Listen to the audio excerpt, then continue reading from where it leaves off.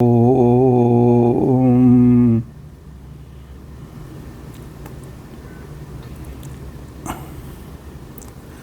ರಾಮಾಯ ನಾರಾಯಣಾಯ ಪರಿಪೂರ್ಣಗುಣಾರ್ಣವಾಯ ವಿಶ್ವೋದಯ ಸ್ಥಿತಿಲಯೋನ್ನಿಯತಿಪ್ರದಾಯ ಜ್ಞಾನಪ್ರದಾಯ ವಿಬುಧಾಸುರಸೌಖ್ಯದುಃಖ ಸತ್ಕಾರಣಾಯ ವಿತತಾಯ ನಮೋ ನಮಸ್ತೆ. ಅಭ್ರಮಂ ಭಂಗರಹಿತಂ ಅಜಡಂ ವಿಮಲಂ ಸದಾ ಆನಂದತೀರ್ಥಮತುಲಂ ಭಜೆ ತಾಪತ್ರಯಾಪಹಂ. ಭವತಿ ಯದನುಭಾವಾದೇಡಮೂಕೋಪಿ ವಾಗ್ಮಿ ಜಡಮತಿರಪಿ ಜಂತುರ್ಜಾಯತೆ ಪ್ರಾಜ್ಞಮೌಲಿಃ. ಸಕಲವಚನಚೇತೋ ದೇವತಾ ಭಾರತೆ ಸ ಮಮ ವಚಸಿ ನಿಧತ್ತಾಂ ಸನ್ನಿಧಿಂ ಮಾನಸೇ ಚ. ಅಸ್ಮದ್ಗುರು ಸಮಾರಂಭಾಂ ಟೀಕಾಕೃತ್ಪಾದಮಧ್ಯಗಾಂ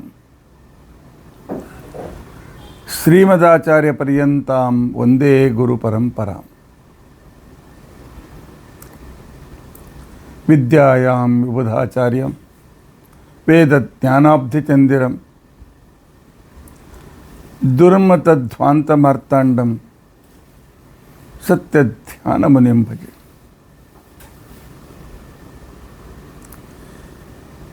ಬಂಧುಸ್ತ್ವಂ ಗುರುರಿಷ್ಟದೈವತಮಿತಿ ಪಂಚಾಶದ್ವರ್ಷಪರ್ಯಂತಂ ಸತತಂ ರಾಮಪೂಜಕಃ ಶ್ರೀ ಸತ್ಯಪ್ರಮೋದ ಗುರುರಾಟ್ ಭಾಸತಾಂ ನೋ ಹೃದಂಬರ.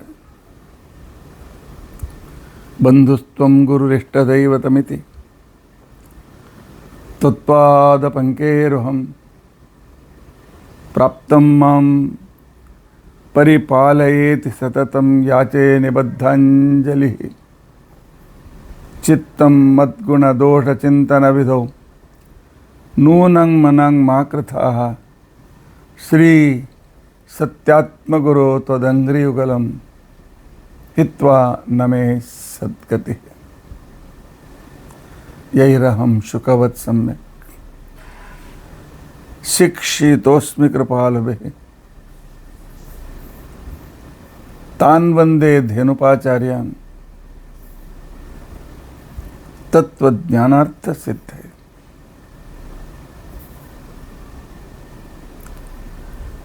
ಶ್ರೀ ಗುರುಭ್ಯೋ ನಮಃ. ಹರಿ ಓಂ ಹರಿ ಓಂ ಹರಿ ಓಂ. ಹರೇ ರಾಮ ಹರೇ ರಾಮ. ಸ್ವಸ್ತಿಸ್ತು ಅಷೇಢ ಸನ್ಮಂಗಲಾನಿ ಸಂತು.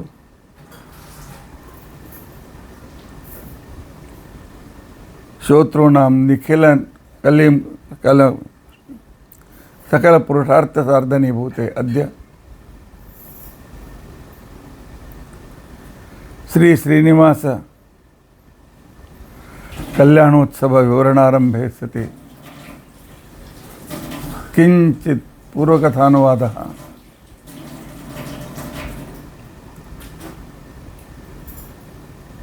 ಹರಿ ಓಂ ಹರಿ ಓಂ ಹರಿ ಓಂ. ಹರೇ ರಾಮ ಹರೇ ರಾಮ ರಾಮ ರಾಮ ಹರೇ ಹರೇ ರಾಮ ರಾಮ ರಾಮ ಹರೇ ಹರೇ. ಹರೇ ಕೃಷ್ಣ ಕೃಷ್ಣ ಕೃಷ್ಣ ಹರೇ ಹರೇ. ಹರೇ ರಾಮ ರಾಮ ರಾಮ ಹರೇ ಹರೇ. ಹರೇ ಕೃಷ್ಣ ಕೃಷ್ಣ ಕೃಷ್ಣ ಹರೇ ಹರೇ. ಹರೇ ರಾಮ ರಾಮ ರಾಮ ಹರೇ ಹರೇ. ಹರೇ ಕೃಷ್ಣ ಕೃಷ್ಣ ಕೃಷ್ಣ ಹರೇ ಹರೇ. ಶ್ರೀ ಗುರುಭ್ಯೋ ನಮಃ. ಹರಿ ಓಂ ಹರಿ ಓಂ ಹರಿ ಓಂ. ಇವತ್ತು ಅತ್ಯಂತ ಮಂಗಲಕರ ದಿನ. ಇದರ ವಿವರಣೆ ಮಾಡುವ ಪೂರ್ವದಲ್ಲಿ ಶ್ರೋತೃಗಳಿಗೆ ಕ್ಷಮೆ ಕೇಳ್ಕೊಳ್ತಾ ಇದ್ದೇನೆ. ನಿನ್ನಿನ ದಿವಸ ಕಾರ್ಯದ ವ್ಯಸ್ತತೆಯಿಂದ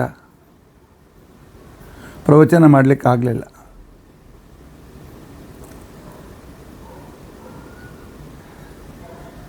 ನಿಜವಾಗಿಯೂ ನಿನ್ನೆ ನಾನು ಹೇಳಬೇಕು ಅಂತ ವಿಷಯವನ್ನು ನಿರ್ಧಾರ ಮಾಡಿಕೊಂಡಿದ್ದೆ. ಯಾಕೆ ಇವತ್ತು ನನಗೆ ಆರಂಭದಲ್ಲಿ ರಾಮಾಯ ಶಾಶ್ವತ ಅಂತ ಶುರುವಾಗಿ ಶಬ್ದ ಬಂತು. ಮಧ್ಯದಲ್ಲಿ ಮತ್ತೆ ಹರೇ ರಾಮ್ ಮಧ್ಯದಲ್ಲಿ 2 ಸಲ ಬಂತು. ಯಾಕೆ ಈ ರಾಮ 3 ಸಲ ಬರ್ತಾ ಇದ್ದಾನೆ? ನನಗೆ ಗೊತ್ತಿಲ್ಲದೆ ಶಬ್ದ ಬಂತು. ಯಾಕೆಂತಂದರೆ ನಿನ್ನೆ ನಾನು ರಾಮನ ಪ್ರಿಯಳಾಗಿರ್ತಕ್ಕಂತಹ ಸೀತೆಯ ಬಗ್ಗೆ ಹೇಳಬೇಕು ಅಂತ ತಿಳ್ಕೊಂಡಂತೇಳಿ ವಿಚಾರ ಮಾಡಿದ್ದೆ. ನಿನ್ನೆ ದಿನ ಸೀತಾ ಜಯಂತಿ, ಸೀತಾದೇವಿ ಆವಿರ್ಭವಿಸಿದ ದಿನ.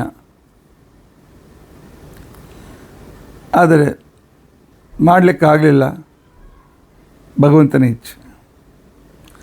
ಇವತ್ತು ಮಂಗಲ ದಿನ ಯಾಕೆ ಅಂತ ತಿಳ್ಕೊಂಡಂತಂದರೆ ವೈಶಾಖ ಶುದ್ಧ ದಶಮಿ. ಭಗವಂತನು ಪದ್ಮಾವತಿಯ ಜೊತೆಯಲ್ಲಿ ಮದುವೆ ಮಾಡಿಕೊಂಡ ದಿನ. ನಾವು ನವರಾತ್ರಿಯಲ್ಲಿ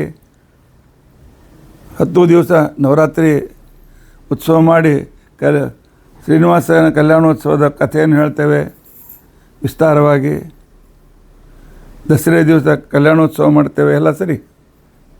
ಪರಮಾತ್ಮನ ಕಲ್ಯಾಣೋತ್ಸವ ಯಾವ ದಿವಸ ಮಾಡಿದ್ರೇನು? ಪರಮಾತ್ಮ ಮಂಗಲಕರ ಬಂದು ನಮ್ಮ ಅನುಗ್ರಹ ಮಾಡ್ತಾನೆ. ಆದರೆ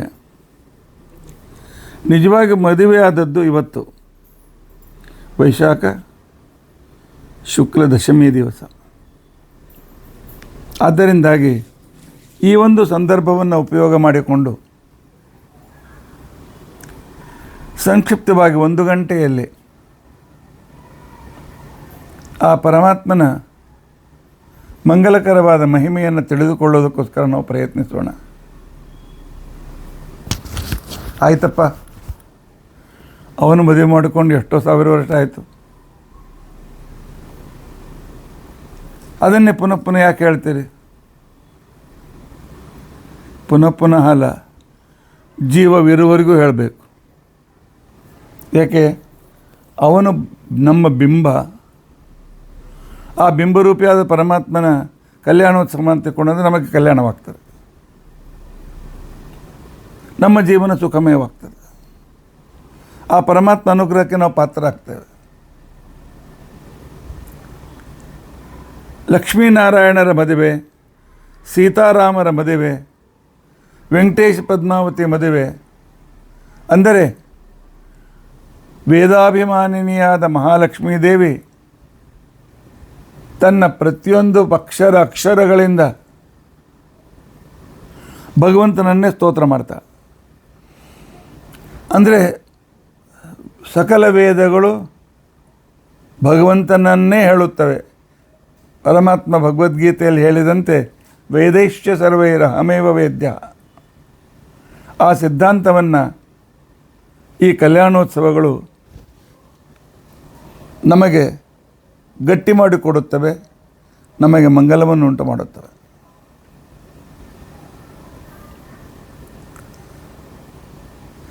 ಸಂದರ್ಭ ಭಗವಂತ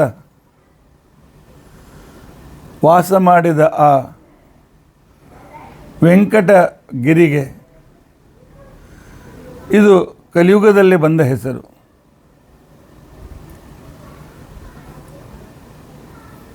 ಇದನ್ನು ಹೇಳಲು ಪ್ರಾರಂಭ ಮಾಡಿದಂಥವರು ಭವಿಷ್ಯೋತ್ತರ ಪುರಾಣದಲ್ಲಿ ಶತಾನಂದ ಮಹರ್ಷಿಗಳು ಜನಕರಾಜನಿಗೆ ಹೇಳ್ತಾರೆ. ತಮ್ಮನನ್ನು ಕಳೆದುಕೊಂಡು ಎಲ್ಲ ರೀತಿಯಾಗಿರ್ತಕ್ಕಂತಹ ಅತ್ಯಂತ ದುಃಖದಲ್ಲಿರುವಾಗ ತಮ್ಮನ 3 ಜನ ಹೆಣ್ಮಕ್ಕಳು, ತನ್ನ ಮಗಳು, ಇವರ ಈ ಒಂದು ವಿಶಿಷ್ಟವಾಗಿರ್ತಕ್ಕಂತಹ ಇಷ್ಟೆಲ್ಲ ಜನರ ಮದುವೆ ಆಗಬೇಕು.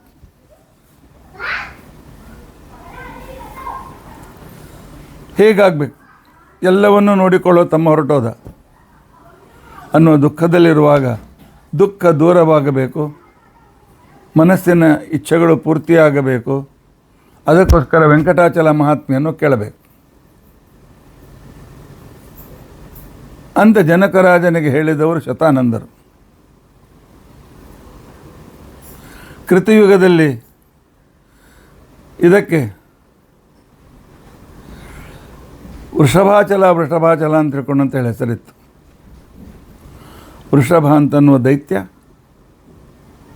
ಈ ಸ್ಥಳದಲ್ಲಿ ವಾಸ ಮಾಡಿ ಅನೇಕ ಋಷಿಮುನಿಗಳಿಗೆ ಪೀಡೆ ಕೊಡ್ತಾ ಇದ್ದ. ದೈತ್ಯರ ಕೆಲಸ ಏನು? ಧರ್ಮದಿಂದ ಇರತಕ್ಕಂಥವರಿಗೆ ಪೀಡೆ ಕೊಡೋದು. ಆದರೆ ದೈವಾನುಯೋಗದಿಂದ ಅವನತ್ರ ಒಂದು ದೊಡ್ಡ ಪರ್ವತ, ಒಂದು ದೊಡ್ಡ ಏಕಶಿಲಾ ನರಸಿಂಹಶಾಲೆ ಗ್ರಾಮ ಇತ್ತು.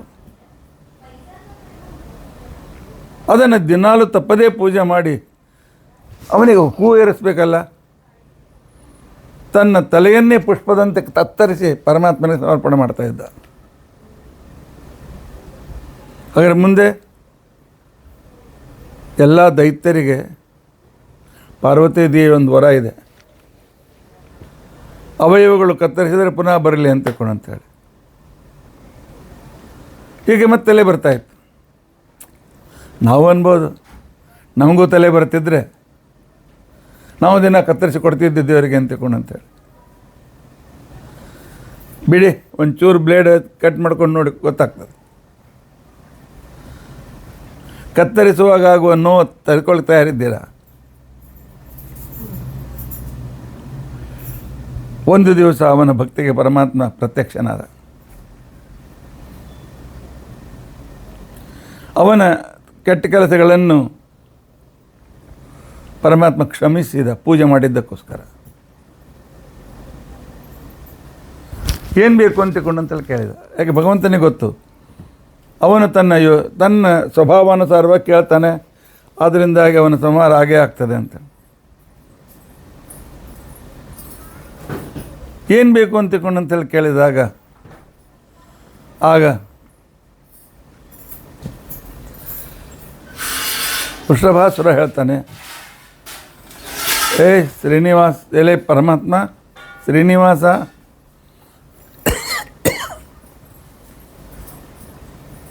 ನೀನು ಮಹಾಪರಾಕ್ರಮಿ ಅಂತ ಕೇಳಿದ್ದೇನೆ, ಯುದ್ಧ ಭಿಕ್ಷೆ ಕೊಡು ಅಂತ ತಿಳ್ಕೊಂಡಂತೇಳಿ.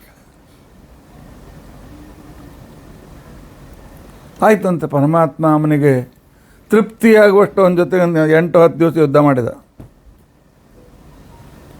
ಆಗ ಅವನು ಹೇಳ್ದ, ನಿನ್ನ ಭಕ್ತಿಗೆ ಬಂದು ಬರ ಕೊಟ್ಟೆ ಎಲ್ಲ ಸರಿ, ಆದರೆ ನೀನು ಮಾಡಿದ ಕಾರ್ಯಕ್ಕೋಸ್ಕರ ನಿನ್ನನ್ನು ಸಂಹಾರ ಮಾಡಬೇಕಾಗಿದೆ. ಯಾಕೆ ಅನೇಕ ಸಜ್ಜನಿಗೆ ನೀನು ಪೀಡೆ ಕೊಡ್ತಾ ಇದ್ದಿ, ತಯಾರಾಗಿ ಸಾಯಲಿಕ್ಕೆ ಅಂತಕೊಂಡು. ಆಗ ಹೇಳಿದ, ದೇವ್ರು ನಾನು ಕೊಲ್ಲೋದಿದ್ರೆ ನನ್ನ ಕೆಲಸ ಮಾಡು, ನಿನ್ನ ಚಕ್ರದಿಂದ ನನ್ನ ತಲೆ ಹರಸು. ಪರಮಾತ್ಮ ಕೇಳ್ದ, ಅಲ್ಲ ಸಾಯ್ತಾ ಇದ್ದಿದೆ ಚಕ್ರದಿಂದಲೋ ಗದಾದಿಂದಲೋ ಮತ್ತೊಂದರಿಂದಲೋ? ಇಲ್ಲ ಪರಮಾತ್ಮ, ಇಷ್ಟೊತ್ತು ನಿನ್ನ ಜೊತೆಗಿದ್ನಲ್ಲ, ನಂದೆಲ್ಲ ಪಾಪ ಹೊರಟೋಗ್ಬಿಟ್ಟಿದೆ. ಇನ್ನೊಂದು ಸ್ವಲ್ಪ ಏನು ಪಾಪ ಇದೆ, ನಿನ್ನ ಚಕ್ರ ಸ್ಪರ್ಶ ಆದ ಕ್ಷಣಕ್ಕೆ ನನ್ನ ಪಾಪ ಹೊರಟೋಗ್ಬಿಡ್ತದೆ, ಆಮೇಲೆ ತಲೆ ಹೋದರೂ ಹೋಗಲಿ, ಉತ್ತಮ ಗತಿಯನ್ನು ಪಡಿತೇನೆ.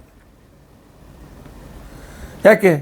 ನಿನ್ನ ಚಕ್ರದ ಆಕೃತಿಯನ್ನೇ ಕಾಯಿಸಿ ಗುರುಗಳು ತಪ್ತಮುದ್ರಾಧಾರಣ ಮಾಡಿಸಿದರೆ ಅವರೆಲ್ಲ ಪಾಪ ಹೊರಟೋಗ್ತದೆ ಅಂತಂದಮೇಲೆ ನಿನ್ನ ಚಕ್ರದ ಸ್ಪರ್ಶದಿಂದ ನನ್ನ ಪಾಪಗಳು ಹೊರಟೋಗೋದಿಲ್ವೇ? ನಿಶ್ಚಿತ ಹೋಗ್ತು. ಇನ್ನೊಂದು ವಾರ ಈ ಪರ್ವತಕ್ಕೆ ನನ್ನ ಹೆಸರು ಬರಬೇಕು. ಭಗವಂತ ಹೇಳಿದ, ಸಾಯ್ತಿ, ನೀನು ಸತ್ತೋದ್ಮೇಲೆ ಹೆಸರು ಬಂದ್ರೇನು ಬಿಟ್ರೇನು? ಇಲ್ಲ, ಮುಂದೆ ಬರುವವರಿಗೆ ಒಂದು ಸಂದೇಶ. ಆ ವೃಷಭಾಸುರ ಎಂಥ ಮೂರ್ಖ ಇದ್ದ, ದೇವರು ಪ್ರತ್ಯಕ್ಷರಾದಾಗ ಮೋಕ್ಷ ಕೇಳೋದು ಬಿಟ್ಟು ಯುದ್ಧ ಭಿಕ್ಷೆ ಕೇಳಿದ. ಇಂಥ ಮೂರ್ಖರು ನೀವಾಗಬೇಡಿ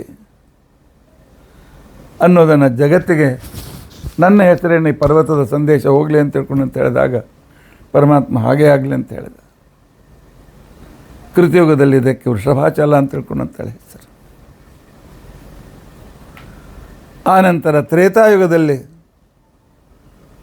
ಇದಕ್ಕೆ ಅಂಜನಾಚಲ ಅಂತ ಹೆಸರು ಬಂತು. ಯಾಕೆ? ಆಂಜನೇಯನ ತಾಯಿ ಅಂಜನಾದೇವಿ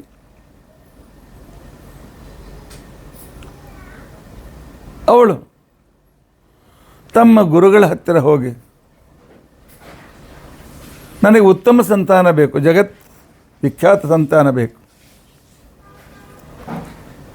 ಅಂದಾಗ ಋಷಿಗಳು ಹೇಳ್ತಾರೆ, ಹೋಗು ಸ್ವಾಮಿ ಪುಷ್ಕರಣಿಯ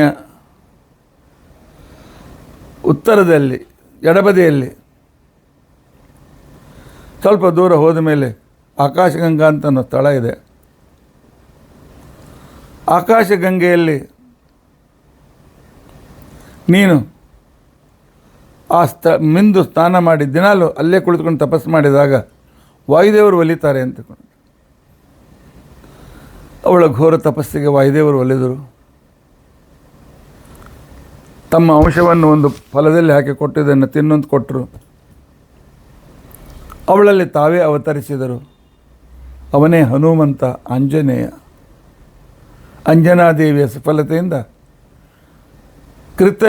ತ್ರೇತಾಯುಗದಲ್ಲಿ ಈ ಪರ್ವತಕ್ಕೆ ಅಂಜನಾಚಲ ಅಂತ ಹೆಸರು ಬಂತು.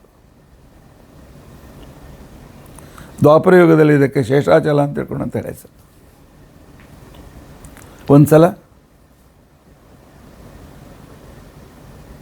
ಪರಮಾತ್ಮ ಜಯ ವಿಜಯರು ಬೇರೆ ಯಾವುದೋ ಕೆಲಸಕ್ಕೆ ಕಳಿಸಿ ಶೇಷದೇವರನ್ನು ತನ್ನ ದ್ವಾರಪಾಲಕರನ್ನಾಗಿ ನಿಲ್ಲಿಸಿದ್ದ. ಯಾರನ್ನೂ ಒಳಗೆ ಬಿಡಬೇಡ ಅಂತ. ಇದರ್ಥ ಒಳಗೆ ಬರಲಿಕ್ಕೆ ಯಾರು ಅಧಿಕಾರಿಗಳೆಲ್ಲ ಬಿಡಬೇಡ ಅಂತ ಅರ್ಥ. ಸ್ವಲ್ಪ ಹೊತ್ತಿನ ಮೇಲೆ ವಾಯುದೇವರು ಬಂದರು. ವಾಯುದೇವರು ಬಂದಿರತಕ್ಕಂಥ ಸಂದರ್ಭದಲ್ಲಿ ಆಗ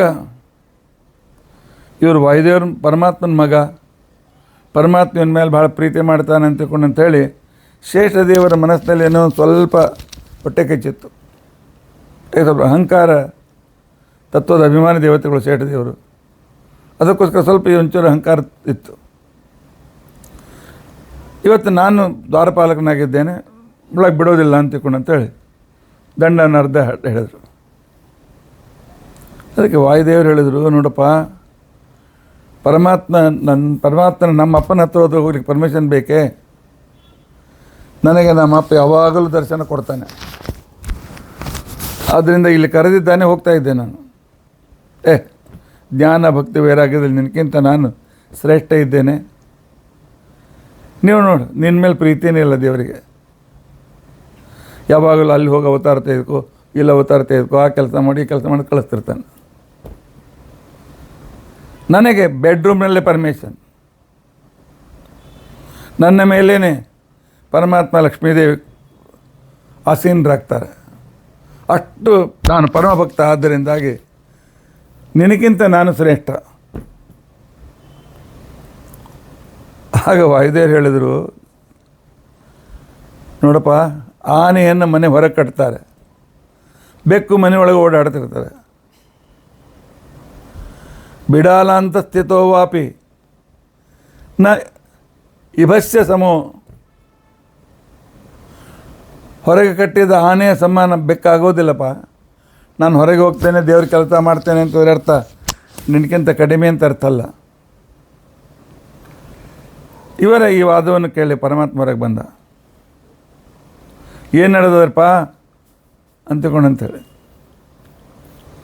ವಾಯುದೇವ್ರು ಸಟ್ಟಾಗಿ ನಮಸ್ಕಾರ ಮಾಡಿದ್ರು. ಏನು ಪರಮಾತ್ಮ ಏನಿಲ್ಲ, ಏನೋ ಶೇಷದೇವ್ರ ಪ್ರಶ್ನೆ ಕೇಳಿದ್ರಂತೆ. ಶೇಷದೇವ್ರು ಅವೆಲ್ಲ ಇಲ್ಲ ಪ್ರಶ್ನೆ ಇಲ್ಲ. ಪರಮಾತ್ಮ, ನಾನು ಶ್ರೇಷ್ಠ, ನಿನ್ನ ಮಗ ವಾಯು ಶ್ರೇಷ್ಠ, ಹೇಳ್ಬಿಡು. ಪರಮಾತ್ಮ ಅಂದ, ವಾಯುದೇವರು ಶ್ರೇಷ್ಠ ಇದ್ರಲ್ಲಿ ನಿಜ. ವಾಯುದೇವರು ಶ್ರೇಷ್ಠ ಅಂತ ನೋಡಿದೆ, ಮಗ ಅಂತಕೊಂಡು ಪರ್ಸಾಲಿಟಿ ಮಾಡೋದ ಅಂತೇಳಿ ಜಗತ್ತಿನಲ್ಲಿ ಜನರು ತಪ್ಪು ಕಲ್ಪನೆಯನ್ನು, ತಪ್ಪು ಸಂದೇಶ ಹೋಗ್ಬೋದು. ನೋಡಪ್ಪ, ನೀವಿಬ್ಬರು ಕ್ಷತ್ರಿಯರು. ಕ್ಷತ್ರಿಯರಲ್ಲಿ ಬಲದಿಂದ ಪರೀಕ್ಷೆ ಆಗ್ತದೆ. ಯಾರು ಬಲದಲ್ಲಿ ಶ್ರೇಷ್ಠರು ಅವರು ಶ್ರೇಷ್ಠರು ಅಂತ ಅನಿಸ್ಕೊಳ್ತಾರೆ. ನೀನು ಹೋಗು ಮೇರು ಪರ್ವತದ ಒಂದು ಶಿಖರಕ್ಕೆ ಪೂರ್ಣ ಸುತ್ತಿ ಗಟ್ಟಿಯಾಗಿ ಹಿಡ್ಕೊಂಡ್ಬಿಡು. ವಾಯುದೇವರು ನಿನ್ನ ಆ ಗಟ್ಟಿ ಹಾಕಿದ್ದನ್ನು ಬಿಡಿಸಿದರೆ ವಾಯುದೇವರು ಶ್ರೇಷ್ಠ, ಬಿಡಿಸ್ಲಿಕ್ಕೆ ಆಗದೇ ಇದ್ದರೆ ನೀ ಶ್ರೇಷ್ಠ. ಅವನು ಹೋಗಿ ಆನಂದಗಿರಿ ಅಂತೇಳಿ ಒಂದು ಮೇರು ಪರ್ವತದ ಶಿಖರಕ್ಕೆ ಸುತ್ತುಕೊಂಡ. ವಾಯುದೇವರು ಬಂದರು, ಸುಮ್ಮನೆ ಹೀಗೆ ಕಾಲನ್ನು ಒಂಚೂರು ಟಚ್ ಮಾಡೋದು. ಆ ಟಚ್ಚಿನ ರಭಸಕ್ಕೇನೆ ಪರ್ವತದ ಶಿಖರವೇ ಕಿತ್ತಿ ಶೇಷದೇವರು ವೇಗವಾಗಿ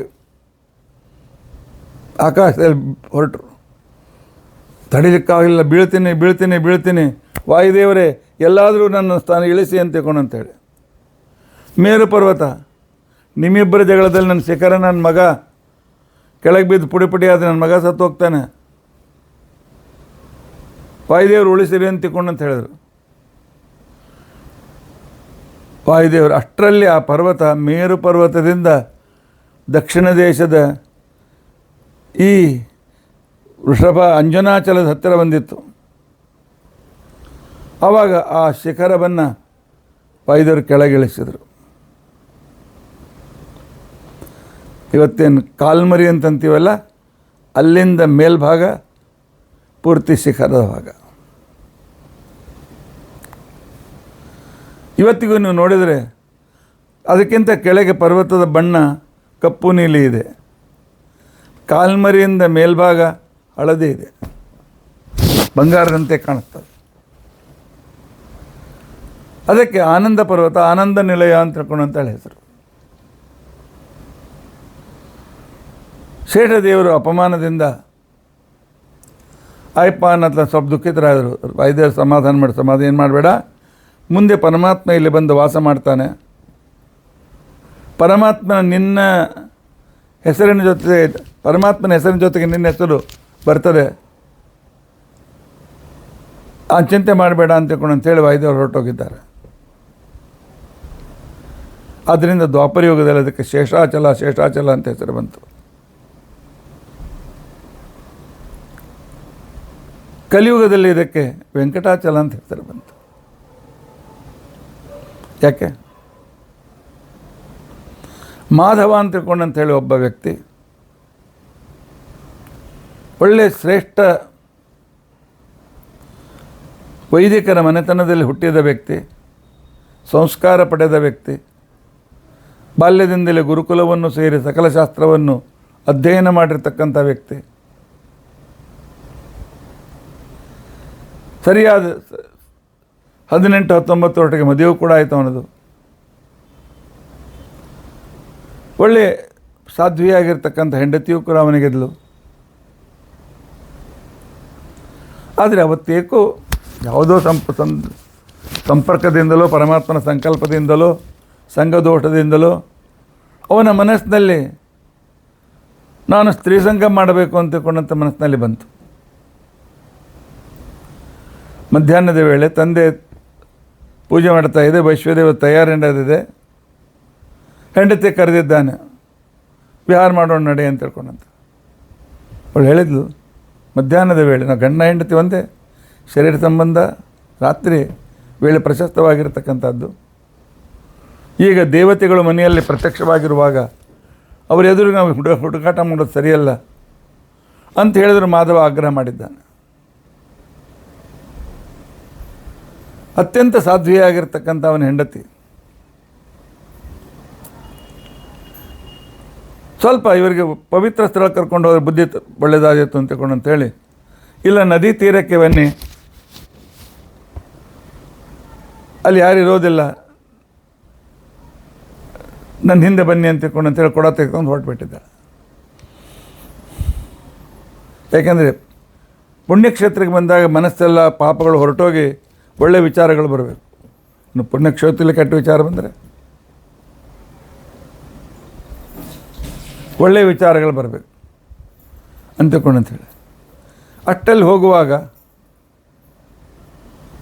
ಮಧ್ಯದಲ್ಲಿ ಒಂದು ದೊಡ್ಡ ಮರ, ಅಲ್ಲಿಂದ ಕಾಡಿನ ಭಾಗ ಪ್ರಾರಂಭ ಆಗ್ತಾಯಿತ್ತು. ಆ ಮರದ ಕೆಳಗೆ ಒಬ್ಬ ಹೆಣ್ಮಗಳು ನಿಂತ್ಕೊಂಡಿದ್ಲು, ಕುಂತಲ ಅಂತ ತಿಳ್ಕೊಂಡಂತೆ. ಅತಿ ಸುಂದರಿ, ನೋಡಲಿಕ್ಕೆ ಸ್ವಲ್ಪ ಸಾದಗಪ್ಪು, ಆದರೆ ಸುಂದರವಾದ ಕಣ್ಣುಗಳು, ತಿದ್ದಿದ ಹುಬ್ಬುಗಳು, ಕೆಂಪಾದ ತುಟಿಗಳು, ಇನ್ನೂ ಅನೇಕ ರೀತಿಯಾಗಿರ್ತಕ್ಕಂಥ ಏನೇನು ಸೌಂದರ್ಯಕ್ಕೆ ಬೇಕು ಅಂಥ ವಿಶಿಷ್ಟ ಸೌಂದರ್ಯ ಸಾಧನೆಗಳಿಂದ ಯುಕ್ತವಾಗಿರ್ತಕ್ಕಂಥ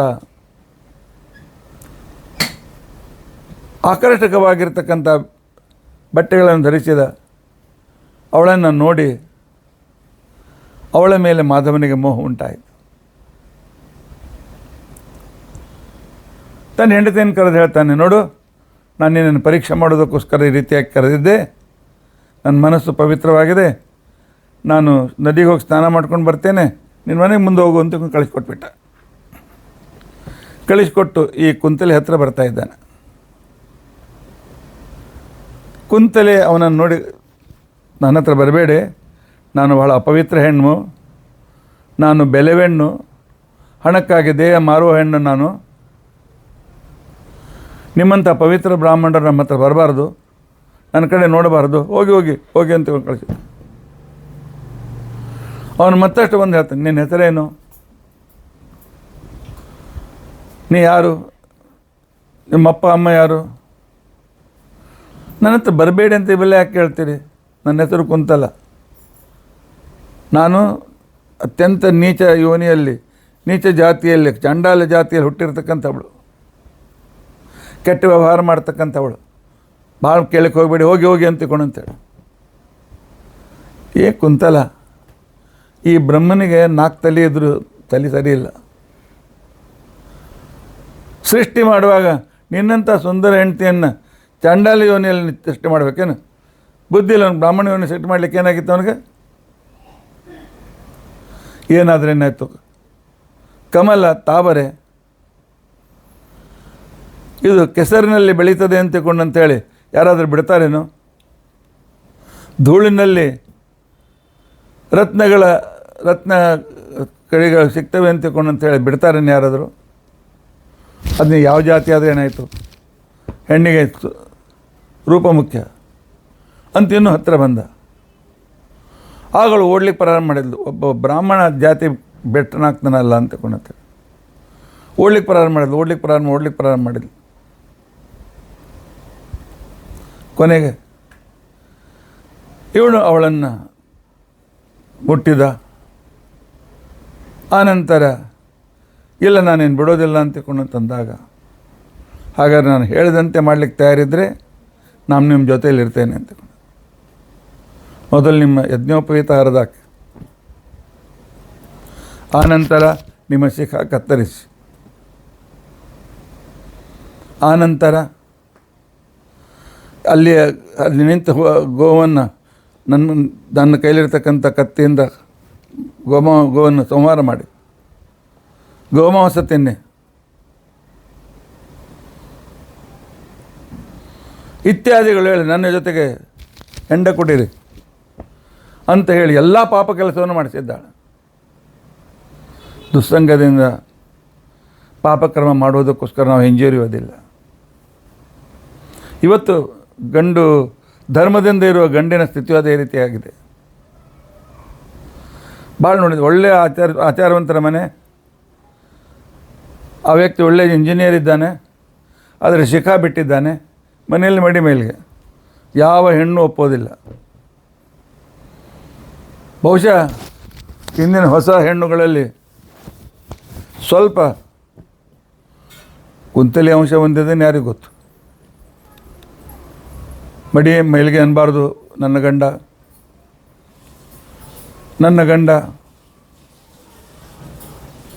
ಮೊನ್ನೆ ಯಾರೋ ಬಂದಿದ್ದರು, ಬಂದು ಹೆಣ್ಮಕ್ಳು ಕೇಳ್ತಾರೆ, ಪ್ರತಿ ವೀಕೆಂಡಿಗೆ ನಮ್ಮನ್ನು ಹೊರಗೆ ಕರ್ಕೊಂಡು ಹೋಗಬೇಕು,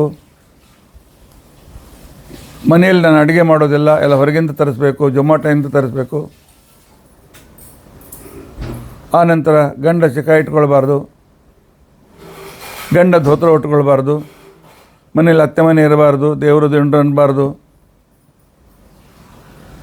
ಫಾರಿನ್ಗೆ ಹೋಗಿರಬೇಕು, ಧರ್ಮ ಬೇಡ, ನನಗೆ ಕೇವಲ ಭೋಗ ಬೇಕು ಅಂತಕ್ಕಂತಹ ಮನಸ್ಸಿನಲ್ಲಿ ಎಲ್ಲೋ ಅಂಶದಿಂದ ಕುಂತಲೇ ಬಂದು ಕೂತ್ಕೊಂಡಿದ್ದಾಳೆ ಅಂತ ನನಗನ್ನಿಸ್ತದೆ. ತಪ್ಪಿರ್ಬೋದು. ನನ್ನ ಗಂಡ ಧಾರ್ಮಿಕನಾಗಿರಬೇಕು ಅಂತ ಬಯಸಬೇಕು. ಅದು ಬಿಟ್ಟು ಧಾರ್ಮಿಕನಾಗಿದ್ದವನ ಜೊತೆಗೆ ಮದುವೆ ಆಗೋದಿಲ್ಲ ಅಂತಕೊಂಡಂತಂದ್ರೆ ಏನು, ಎಲ್ಲೇ ನ್ಯಾಯ? ಆದರೆ ಅವಳ ಜೊತೆಯಲ್ಲಿ ಪೂರ್ತಿ ತನ್ನನ್ನು ಕಳೆದುಕೊಂಡು ಬಿಟ್ಟ ಮಾಧವ ಮುಂದೆ ಒಂದು 10 ವರ್ಷಗಳ ನಂತರ ಕುಂತಲೆ ಸತ್ತು ಹೋಗಿದ್ದಾಳೆ. ಮುಂದೆ ಪಶ್ಚಾತ್ತಾಪ ಆಯಿತು. ಅಯ್ಯೋ, ಎಲ್ಲ ಪರಮಾತ್ಮ ಒಳ್ಳೆ ಬ್ರಾಹ್ಮಣ ಮನೆಯಲ್ಲಿ ಅವತಾರ ಇದು ವಂಶ ಜನ್ಮ ಕೊಟ್ಟಿದ್ದ, ಒಳ್ಳೆಯ ಸಂಸ್ಕಾರ ಸಿಕ್ಕಿತ್ತು, ಶಾಸ್ತ್ರ ಓದಿದ್ದು ಎಲ್ಲ ಇತ್ತು, ಎಲ್ಲವೂ ಮಣ್ಣು ಪಾಲು. ಯಾರೂ ನನ್ನ ಮನೆಗೆ ಸೇರಿಸ್ಕೊಳ್ಳಿಲ್ಲ. ಈ ಕಡೆಯಲ್ಲಿ ಮನೆಗೆ ಬರೋ ಧೈರ್ಯ ಇಲ್ಲ. ತಂದೆ ತಾಯಿ ಸತ್ತೋಗಿದ್ರು, ಹೆಂಡತಿ ಏನಾಗಿತ್ತು ಮುಂದೆ ವಿವರಣೆ ಇಲ್ಲ. ಕೆಲವು ಯಾತ್ರಿಕರು ತಿರುಪತಿ ಯಾತ್ರೆಗೆ ಹೊರಟಿದ್ದು, ಅವ್ರ ಹಿಂದೆ ಬೆನ್ನತ್ತಿದ್ದಾನೆ. ಅವರು ಊಟ ಆದಮೇಲೆ ಎಸೆದ ಎಲೆಗಳ ಮೇಲೆ ಅನ್ನವನ್ನು ತಿಂದು ಹೊಟ್ಟೆ ತುಂಬಿಸ್ಕೊಳ್ತಾ ಇದ್ದಾನೆ.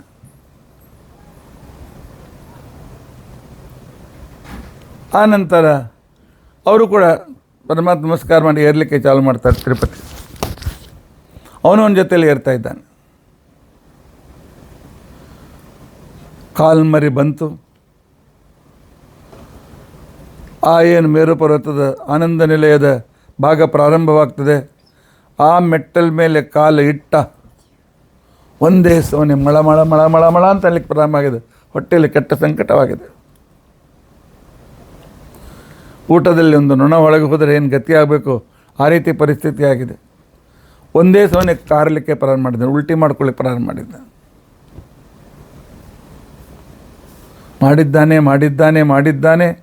ಅದು ಒಂದು ಕಾಲುವೆಯಾಗಿ ಅವನು ಹರಿದು ಹೋಗ್ತಾ ಇದೆ. ಮಾಡಿದ ಎಲ್ಲ ಪಾಪ ಅವನ ಶರೀರದಿಂದ ವಾಂತಿ ರೂಪದಿಂದ ಹೊರಗೆ ಬೀಳ್ತಾ ಇದೆ.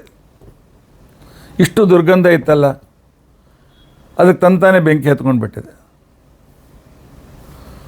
ಅಂದರೆ ಮಾಡಿದ ಪಾಪ ಪೆಟ್ರೋಲ್ನ ಹಾಗೆ ಒಳಗೆ ಸುಡ್ತಾ ಇರ್ತದೆ ಅಂತ ಕಾಣಿಸ್ತಿರ್ತದೆ. ಇಂಥ ಒಂದು ಈ ಸಂದರ್ಭ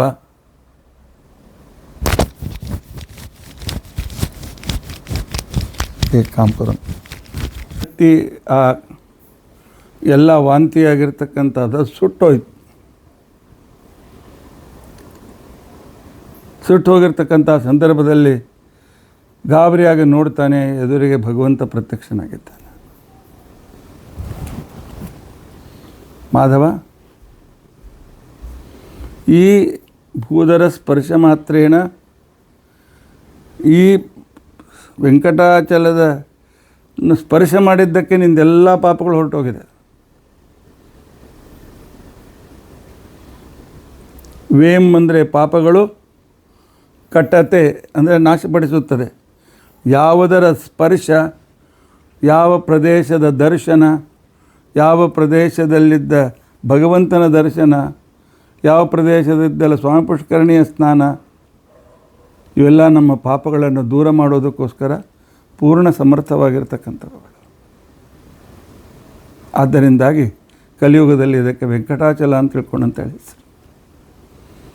ಅಂತ ಜನಕರಾಜನಿಗೆ ಹೇಳಿದಾಗ, ಆವಾಗ ಜನಕರಾಜ ಪ್ರಶ್ನೆ ಮಾಡ್ತಾನೆ, ಅಲ್ಲ ಮತ್ತೆ ವಾಯುದೇವರು ಶೇಷದೇವರಿಗೆ ಹೇಳಿದರು, ಚಿಂತೆ ಮಾಡಬೇಡ ಶೇಷ,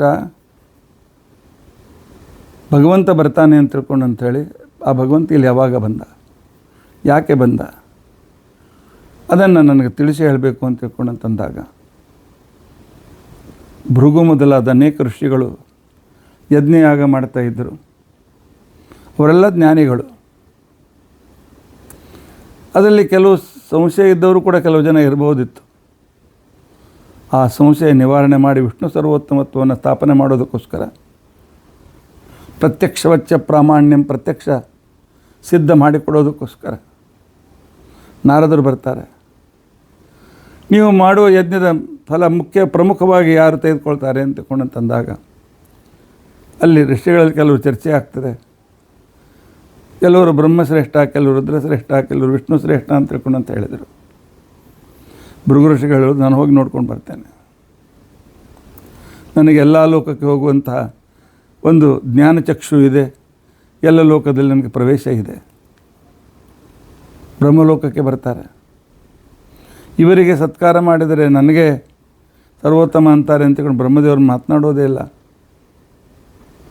ಸ್ವಲ್ಪ ಹೊತ್ತು ನಿಲ್ತಾರೆ, ತಮ್ಮ ಕಡೆಗೆ ಲಕ್ಷ್ಯ ಕೊಡದೇ ಇದ್ದದಕ್ಕೋಸ್ಕರ ಭೂಮಿಯಲ್ಲಿ ನಿನ್ನ ಪೂಜೆ ಆಗೋದು ಬೇಡ ಅಂತ ತಿಳ್ಕೊಂಡು ಅಂತೇಳಿ ಬ್ರಹ್ಮದೇವರಿಗೆ ಶಾಪ ಕೊಟ್ಟು ಹೊರಡ್ತಾರೆ. ಯಾಕೆ ಭೃಗು ಋಷಿಗಳ ಪಾಪವು ಹೆಚ್ಚಿನ ಪುಣ್ಯ ಕಡಿಮೆ ಆಗಬೇಕಾಗಿತ್ತು. ತಮಗಿಂತ ದೊಡ್ಡವರಿಗೆ ಶಾಪ ಕೊಟ್ಟರೆ ಅವರ ಪುಣ್ಯ ಕಡಿಮೆ ಆಗ್ತದೆ. ಭೃಗು ಋಷಿಗಳ ಹೆಚ್ಚಿನ ಪುಣ್ಯ ಕಡಿಮೆ ಆಗಬೇಕಾಗಿತ್ತು. ಅದಕ್ಕೋಸ್ಕರ ಈ ರೀತಿಯಾಗಿರ್ತಕ್ಕಂಥ ಕ್ರಮ. ಅಲ್ಲಿಂದ ರುದ್ರದೇವ್ರ ಹತ್ರ ಬರ್ತಾರೆ. ರುದ್ರದೇವರು ಪಾರ್ವತೀ ದೇವಿಯನ್ನು ತಮ್ಮ ತೊಡೆ ಮೇಲೆ ಕೂಡಿಸ್ಕೊಂಡು ಪಾಠ ಹೇಳ್ತಾ ಇರ್ತಾರೆ. ಪಾರ್ವತಿ ಅಪ್ಕೊಂಡು ಕೂತ್ಕೊಂಡಿದ್ದಾಳೆ, ಅರ್ಥ ಮಾಡಿಕೊಳ್ಳಲಿಲ್ಲ. ಇವರು ಅರ್ಧನಾರಿ ನರೇಶ್ವರರು. ಜಗದೇಕ ಸುಂದರಿಯಾದ ಪಾರ್ವತಿಯು ತನ್ನ ಅಪ್ಪುಗೆಯಲ್ಲಿದ್ದರೂ ಕೂಡ ಮನಸ್ಸು ವಿಕೃತಿ ಆಗದೇ ಇರತಕ್ಕಂತಹ ಮಹಾವೈರಾಗ್ಯ ಶಿಖಾಮಣಿ ರುದ್ರದೇವರು. ಭೃಗು ಋಷಿಗಳು ಅರ್ಥ ಮಾಡಿಕೊಳ್ಳಲಿಲ್ಲ. ಜಗತ್ತಿನಲ್ಲಿ ನಿನ್ನ ಮೂರ್ತಿ ಪೂಜೆ ಆಗೋದು ಬೇಡ ಅಂತ ತಿಳ್ಕೊಂಡು ಅಂತೇಳಿ ಶಾಪ ಕೊಟ್ಟಿದ್ದಾನೆ. ಹೀಗಾಗಿ ಬ್ರಹ್ಮದೇವರ ಮಂದಿರ ಇಲ್ಲ, ಒಂದು ಪುಷ್ಕರ ಬಿಟ್ಟರೆ. ರುದ್ರದೇವರಿಗೆ ಮೂರ್ತಿ ಪೂಜೆ ಇಲ್ಲ, ಲಿಂಗ ಪೂಜೆ. ಲಿಂಗ ಅಂದರೆ ಆ ಕಲ್ಲಿನಲ್ಲಿಯೇ ರುದ್ರದೇವರ ಆವಾಹನೆ, ಆ ಕಲ್ಲನ್ನೇ ರುದ್ರದೇವರನ್ನು ತಿಳ್ಕೊಳ್ಳೋದು, ಇದು ಲಿಂಗ ಪೂಜೆ ಅಂತ ಅನಿಸ್ಕೊಳ್ತಾರೆ.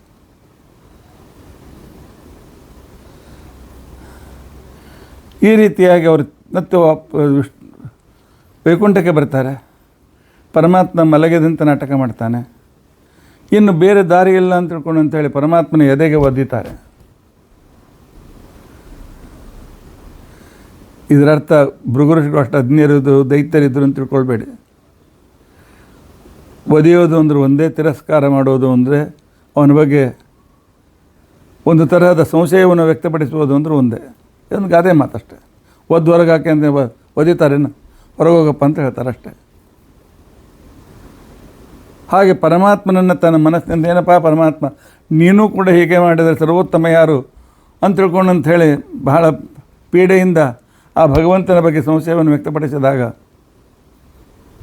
ಆಗ ಪರಮಾತ್ಮ ಎದ್ದು ಅವರ ಕಾಲನ್ನು ತೊಳೆಯುವ ನೆವದಿಂದ ಅವರ ಜ್ಞಾನಚಕ್ಷುಷನ್ನು ತೆಗೆದುಕೊಳ್ತಾನೆ. ಆನಂತರ ಭೃಗು ಋಷಿಗಳು ಭೂಮಿಗೆ ಬಂದು ವಿಷ್ಣು ಸರ್ವೋತ್ತಮತ್ವವನ್ನು ಜಗತ್ತಿನಲ್ಲಿ ಪ್ರಚುರಪಡಿಸ್ತಾರೆ. ಪರಮಾತ್ಮನ ಎದೆ ಅಂತಂದರೆ ಲಕ್ಷ್ಮೀದೇವಿ ಇರುವ ಸ್ಥಳ. ಪರಮಾತ್ಮನ ಅಪಮಾನ ಅಂತಂದರೆ ಲಕ್ಷ್ಮೀದೇವಿ ಅಪಮಾನ. ಅದಕ್ಕೆ ಲಕ್ಷ್ಮೀದೇವಿ ಭವಿಷ್ಯೋತ್ತರ ಪುರಾಣ ಮುಂದೆ ಜನ ಹೀಗೆ ಮಾಡ್ತಾರೆ ಅಂತ ತಿಳ್ಕೊಂಡು ಅಂತೇಳಿ ನೋಡಿ, ಆ ಬ್ರಾಹ್ಮಣ ಬಂದು ನಿಮ್ಮ ಎದೆಗೆ ಹೋದರೆ ಅದು ನನ್ನ ಸ್ಥಳ, ಅವನ ತಲೆ ಕಡಿಯೋದು ಬಿಟ್ಟು ಅವನಿಗೆ ಸೇವೆ ಮಾಡಿ ಕಳಿಸಿದ್ರಲ್ಲ, ನನಗೆ ನೀವು ಮಾನಮರ್ಯಾದೆ ಕೊಡೋದಿಲ್ಲ, ನಾನು ತವ್ರ ಮನೆಗೆ ಹೋಗ್ತೇನೆ ಅಂತ ಹೊರಟ್ಬಿಟ್ಲು. ಈಗಿನ ದಿವಸ ಸಣ್ಣ ಪುಟ್ಟ ಕಾರಣಕ್ಕೇ ಡೈವೋರ್ಸ್. ಮುಂದೆ ಈಗ ಆಗ್ತದೆ ಅಂತ ಅನ್ನೋದು ಮಹಾಲಕ್ಷ್ಮೀ ದೇವಿ ತೋರಿಸಿಕೊಟ್ಟಿದ್ದಾಳೆ. ಕೊಲ್ಲಾಪುರಕ್ಕೆ ಬಂದಿದ್ದಾಳೆ. ಪರಮಾತ್ಮ ಸರ್ವತ್ರ ವ್ಯಾಪ್ತ. ಆದರೂ ಏನು ಮಾಡೋದು, ಹೆಂಡತಿ ಇಲ್ಲ, ಒಬ್ಬನೇ ಇದ್ದೇನೆ ಅಂಥ ದುಃಖದಿಂದ ಬೇಡ ಬೇಡ ವೈಕುಂಠ, ಲಕ್ಷ್ಮೀ ಇಲ್ಲದ ವೈಕುಂಠ, ಗೃಹಿಣಿ ಗೃಹ ಮುಚ್ಚತೆ ಅಂತ ತಿಳ್ಕೊಂಡು ಅಂತೇಳಿ ಈ ವೆಂಕಟಾಚಲದ ಮೇಲೆ ಬಂದಿರ್ತಾನೆ. ಒಂದು ದೊಡ್ಡ ವೃಕ್ಷ, ಅದರ ಕೋಟರಿಯಲ್ಲಿ ದೊಡ್ಡ ಹುತ್ತ, ಅದರ ಒಳಗೆ ಹೋದರೆ 6x10 ಸ್ಥಳ. ಅಲ್ಲಿ ಪರಮಾತ್ಮ ತಾನು ವಾಸ ಮಾಡಲಿಕ್ಕೆ ಪ್ರಾರಂಭ ಮಾಡ್ತಾನೆ. ಗಂಡ ಹೆಂಡತಿ ಜಗಳ ಉಂಡು ಮಲಗುವವರೆಗೆ ಅಂತ ತಿಳ್ಕೊಂಡು ಅಂತ ಹೇಳುವಂತೆ ಲಕ್ಷ್ಮೀದೇವಿಯನ್ನು ಸಿಟ್ಟಾಗದ ನಾಟಕ ಮಾಡಿದ್ಲು. ಆದರೆ ಅವನು ಊಟದ ವ್ಯವಸ್ಥೆ ಮಾಡಬೇಕಲ್ಲ, ಹೆಂಡತಿಯ ಕೆಲಸ ಅದು.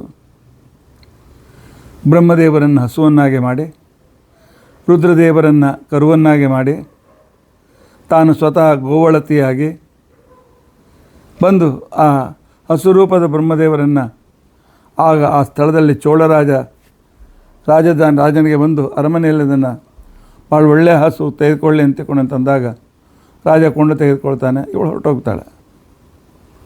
ಬ್ರಹ್ಮದೇವರು ಎಲ್ಲಿ ಪರಮಾತ್ಮ ಪರ್ವತದ ಮೇಲಿದ್ದ ಅಲ್ಲಿ ಬರಬೇಕು, ತನ್ನ 4 ಕೆಚ್ಚಲಿನಿಂದ ಹಾಲನ್ನು ಸುರಿಸ್ಬೇಕು. ಅಂದರೆ 4 ವೇದಗಳಿಂದ ಪರಮಾತ್ಮನ ಸ್ತೋತ್ರ ಮಾಡಬೇಕು. ಆಧ್ಯಾತ್ಮಿಕ ಹೇಳಲಿಕ್ಕೆ ಸಮಯ ಇಲ್ಲ.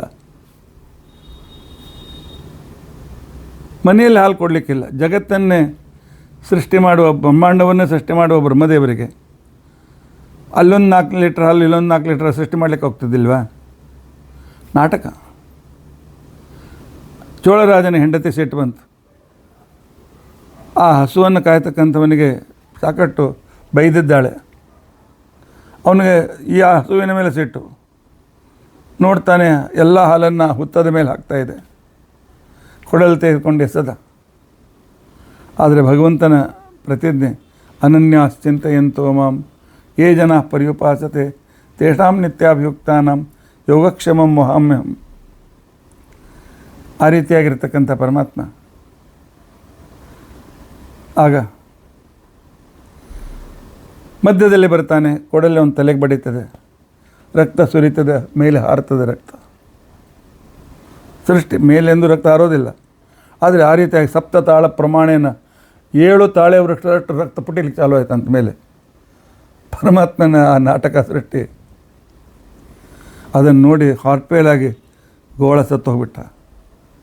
ಹಸು ಬಂದು ಆಕಾಶರಾಜನ ಅರಮನೆ ಬರ್ತದೆ, ಅಂಬಾ ಅಂಬಾ ಅಂತದೆ. ರಾಜ ಬಂದಾಕ್ಷಣಕ್ಕೆ ಅವನು ಬಟ್ಟೆ ಹಿಡಿದು ಎಳಿತಾ ಇದೆ. ಆಕಾಶರಾಜ ಹಿಂದೆ ಬರ್ತಾನೆ, ಎಲ್ಲ ಕಡೆಗೆ ರಕ್ತ. ಏನಾಯಿತು, ಯಾರಿಗೇನಾಯಿತು, ಎಲ್ಲಿ ಏನಾಯಿತು, ಯಾರು ಸತ್ತಂತೆ ಇಲ್ಲಿ ಬಿದ್ದಿಲ್ಲ, ರಕ್ತ ಎಲ್ಲಿಂದ ಬಂತು ಅಂತ ಅಷ್ಟರಲ್ಲಿ ಪರಮಾತ್ಮ ಬರ್ತಾನೆ. ರಾಜ ರಾಜ ಏನಾಯ್ತಪ್ಪ, ಯಾರು ನೀನು? ನಾನು ವೈಕುಂಠಾಧಿಪತಿ. ನನ್ನ ಹೆಂಡ್ತಿ ಬಿಟ್ಟು ಹೋಗ್ಬಿಟ್ಲು. ಇಲ್ಲಿ ಬಂದು ಆರಾಮ ಇರಬೇಕು ಅಂತ ತಿಳ್ಕೊಂಡಂತಂದರೆ ನಿನ್ನ ಸೇವಕನಿಂದ ಕೊಡಲಿಂದ ಹೊಡಿಸಿದೆಯಲ್ಲ ರಾಜ, ನೀನು ರಾಕ್ಷಸನಾಗು ಅಂತ ತಿಳ್ಕೊಂಡು ಶಾಪ ಕೊಟ್ಟಿದ್ದೆ. ರಾಜ ಅಂದ, ನಾನು ಕಳಿಸಿಲ್ಲ, ಹೊಡಿ ಅಂತ ಹೇಳಿಲ್ಲ, ಸುಳ್ಳೆ ನೀನು ಈ ರೀತಿಯಾಗಿ ನನಗೆ ಶಾಪ ಕೊಡ್ತೇನು? ಪರಮಾತ್ಮ ಸಾರಿ ಅಂತ ತಿಳ್ಕೊಂಡಂತೇಳಿ. ಕಲಿಯುಗದ ರೀತಿನೇ ಹಾಗೆ, ಮೊದಲು ಹೊಡೆಯೋದು, ಆಮೇಲೆ ಸಾರಿ ಅನ್ನೋದು. ಕೆಟ್ಟ ಕೆಲಸ ಮಾಡೋದು ಮತ್ತು ಸಾರಿ ಅಂತ ಅನ್ನೋದು. ಎಲ್ಲ ರಾಜಕಾರಣಿಗಳು ಮಾಡ್ತಾರಲ್ಲ, ಬೈತಾರೆ ಕೋರ್ಟ್ನಲ್ಲಿ ಸಾರಿ ಅಂತ ತಿಳ್ಕೊಂಡಂತೇಳಿ. ಆ ರೀತಿ ಪರಮಾತ್ಮ ನಾಟಕ ಮಾಡಿದ್ದಾನೆ. ಆ ಕೊನೆಗೆ ಅವನು ಹೇಳ್ತಾನೆ, ಏನು ಚಿಂತೆ ಮಾಡಬೇಡ ಚೋಳ ರಾಜ, ಮುಂದೆ ಎಷ್ಟೋ ವರ್ಷಗಳ ನಂತರ ನಿನ್ನ ದೇಶಕ್ಕೆ ಆಕಾಶರಾಜ ರಾಜನಾಗ್ತಾನೆ. ಅವನ ಮಗಳನ್ನು ಕೊಟ್ಟು ಮದುವೆ ಮಾಡಿದಾಗ 700 ತೊಲೆಯ ಒಂದು ಕಿರೀಟವನ್ನು ಕೊಡ್ತಾನೆ, ರತ್ನಖಚಿತ ಕಿರೀಟ. ಅದನ್ನು ನಾನು ಗುರುವಾರ ರಾತ್ರಿ ಧಾರಣ ಮಾಡಿ ಶುಕ್ರವಾರ ರಾತ್ರಿ ಧಾರಣ ಮಾಡ್ತೇನೆ, ಶುಕ್ರರಾತ್ರಿ ಪೂರ್ತಿ. ಆಗ ನನ್ನ ಎಡಗಣ್ಣಿನಿಂದ ನೀರು ಬರ್ತದೆ. ಈ ನೋವು ಇನ್ನೂ ನೆನಪಿಂದ ಆ 6 ಗಳಿಗೆವರೆಗೂ 2 ತಾಸು 24 ನಿಮಿಷ ನಿನಗೆ ಪಿಶಾಚಿತ್ವ ಹೊರಟೋಗ್ತದೆ, ಆನಂದದಿಂದ ಇರ್ತೀವಿ ಅಂತ ಹೇಳಿ ವರವನ್ನು ಕೊಟ್ಟು ಕಳಿಸಿದ್ದಾನೆ. ಭವಿಷ್ಯೋತ್ತರ ಪುರಾಣ. ಇನ್ನೂ ಹುಡುಗಿ ಹುಟ್ಟಿಲ್ಲ, ಈಗಲೇ ಮಾವನ ಕಡೆಯಿಂದ ಇಂಥ ಒಂದು ದೊಡ್ಡ ವರದಕ್ಷಿಣೆ ಕಿರೀಟ ತೆಗೆದುಕೊಳ್ಳಬೇಕು ಅಂತ ಅನ್ನೋ ಪ್ಲ್ಯಾನಿಂಗು. ಈಗೆಲ್ಲ ಮಾಡ್ತಾರೆ ಅಂತಕೊಂಡು ತೋರಿಸೋದಕ್ಕೋಸ್ಕರ ಪರಮಾತ್ಮ ನಾಟಕ ಮಾಡಿದ್ದಾನೆ. ಮುಂದೆ ಆಕಾಶರಾಜ ಹುಟ್ಟಿದ್ದಾನೆ. ಪುತ್ರ ಕಾಮೇಷ್ಟಿ ಯಜ್ಞ ಮಾಡಬೇಕು ಅಂತ ತಿಳ್ಕೊಂಡು ಅಂತೇಳಿ ಬಂಗಾರದ ನೇಗಿಲಿನಿಂದ ನೆಲ ಉಳಬೇಕು ಅನ್ನೋಷ್ಟೊತ್ತಿಗೆ ಪದ್ಮಾವತಿ ಸಿಗ್ತಾಳೆ. ಅವಳನ್ನು ಬೆಳೆಸ್ತಾನೆ.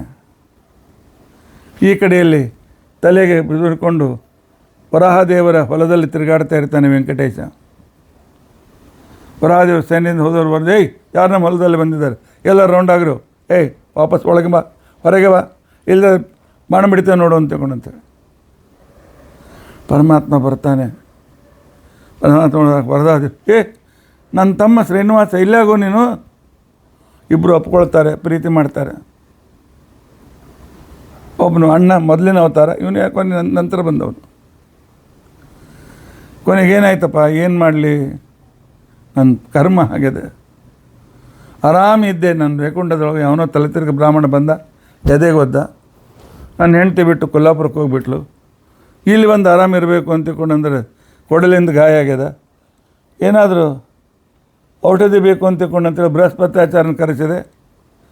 ಬೃಹಸ್ಪತ್ಯಾಚಾರ ಹೇಳಿದ್ರು, ದೇವ ನಿನಗೆಲ್ಲೇ ಗಾಯೋ ಏನೋ ನಿನಗೆ ಅಂತ ಹೇಳಿದಾಗ ನಾನು ಅವೆಲ್ಲ ಇಲ್ಲ, ಔಷಧ ಹೇಳ್ರಿ ಅಂತಂದೆ.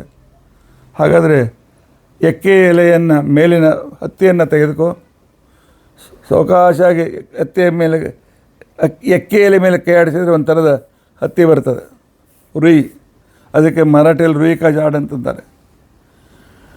ಅದನ್ನು ಆ ಹತ್ತಿಯಲ್ಲಿ ಅದರಲ್ಲಿ ಎಕ್ಕೆ ಹಾಲನ್ನು ಇಲ್ಲ ಔದುಂಬರ ಗಿಡದ ಹಾಲನ್ನು ಅದಕ್ಕೆ ಹಚ್ಚಿ ಅದನ್ನು ಗಾಯದ ಮೇಲೆ ಇಡು, ಬೇಗನೆ ಮಾಯವಾಗ್ತದೆ ಅಂತ ತಿಳ್ಕೊಂಡಂತೆ. ಆದ್ದರಿಂದ ಅರ್ಕಪತ್ರ, ಔದುಂಬರ ಇವೆಲ್ಲ ಪವಿತ್ರ ವೃಕ್ಷಗಳು, ಪರಮಾತ್ಮ ಉಪಯೋಗಿಸಿದ್ದಾನೆ ಅಂತ ತಿಳ್ಕೊಂಡಂತೆ. ಇಲ್ಲ ಮತ್ತು ಇಲ್ಲೇ ಜಾಗದಲ್ಲಿರಬೇಕು, ಜಾಗ ಮಾತ್ರ ಮಾಡಪ್ಪ, ಈಗಿನ ರೇಟ್ ಏನಿದೆ ಆ ರೇಟ್ ಪ್ರಕಾರ ಕೊಡಬೇಕು ಅಂತ ತಿಳ್ಕೊಂಡಂತೇಳಿ ಇಷ್ಟು ದಿವಸ ಅವ್ನು ಹೇಳಲಾರ್ದೆ ಜಾಗದಾಗಿದ್ದಾನೆ, ಎನ್ಕ್ರೋಚ್ ಮಾಡಿ ಆಗ್ಯದ, ಆಮೇಲೆ ಮತ್ತೆ ಕೇಳಲಿಕ್ಕೆ ಹೋಗ್ತಾನೆ. ಅಂದರೆ ಕಲಿಯುಗದೆಲ್ಲ ಹೀಗೆಲ್ಲ ನಡೀತದೆ ಅಂತ ತಿಳ್ಕೊಂಡಂತ ಅನ್ನೋದನ್ನು ತೋರಿಸ್ಕೊಡ್ತಾ ಇದ್ದಾನೆ ಪರಮಾತ್ಮ. ಆಗ ಭಗವಂತ ಹೇಳ್ತಾನೆ, ನಾನು ಕೊಡ್ತೇನೆ ಈ ಸ್ಥಳದ ಇದು, ಆದರೆ ಮುಂದೆ ಇದೇ ಸ್ಥಳದಲ್ಲಿ ಮದುವೆ ಆಗ್ತದೆ, ಆಗ ನನ್ನ ಮಂದಿರ ಕಟ್ತಾರೆ, ಆಗ ಮೊದಲು ನಿನಗೆ ಹಾಲಿನ ಅಭಿಷೇಕ, ಇದೇ ನಿನ್ನ ಜಾಗದ ಹಣ ಅಂತ ತಿಳ್ಕೊಂಬಿಡು ಅಂತ ಹೇಳ್ದೆ. ಈ ಕಡೆಯಲ್ಲಿ ಪದ್ಮಾವತಿ ಬೆಳೀತಾಳೆ. ಪರಮಾತ್ಮ ಒಂದು ದಿವಸ ಕುದುರೆಯ ಮೇಲೆ ಕೂತ್ಕೊಂಡು ಹೋಗ್ತಾನೆ, ಪರಸ್ಪರ ಭೇಟಿ ಆಗ್ತದೆ. ನೀನು ಯಾರು ಅಂತ ಕೇಳಿದಾಗ ಪರಮಾತ್ಮ ತನ್ನ ಪರಿಚಯ ಕೊಡ್ತಾನೆ.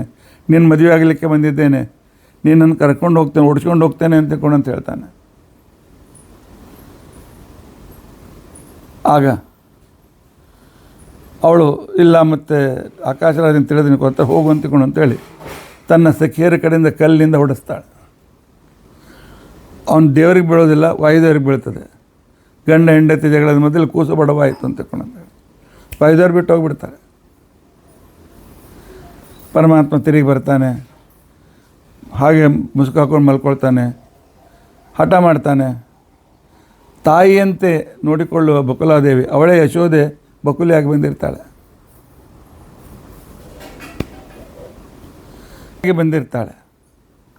ಯಾಕಪ್ಪ ಏನಾಯಿತು, ಏನು ಭೂತ ಪ್ರೇತ ಪಿಶಾಚಿ ನೋಡಿದೆಯಾ, ಏನಾಯಿತು ಅಂತ ತಿಳ್ಕೊಂಡಂತ ನೋಟ್ರಲ್ಲಿ ಕೊನೆಗಂತಾಳೆ, ನೀನು ದೇವರು, ನಿನಗೆಲ್ಲಿ ಭೂತ ಪ್ರೇತ, ನಿನ್ನ ಹೆಸರು ತೊಗೊಂಡ್ರೆ ಭೂತ ಪ್ರೇತ ಓಡಿ ಹೋಗ್ತಾರೆ.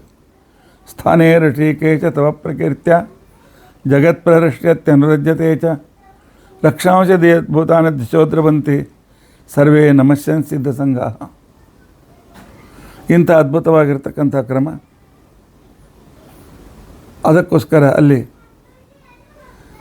ಪರಮಾತ್ಮ ಕೊನೆಗೆ ಹೇಳ್ತಾನೆ, ಇಲ್ಲ ನಾನು ಹುಡುಗಿನ ನೋಡೀನಿ, ನೀನು ಅವಳ ಜೊತೆಗೆ ಮದುವೆ ಮಾಡಿ ಕೊಡ್ತೇನೆ ಅಂತಂದರೆ ವಚನ ಕೊಟ್ಟರೆ ಊಟ ಮಾಡ್ತೇನೆ ಅಂತ.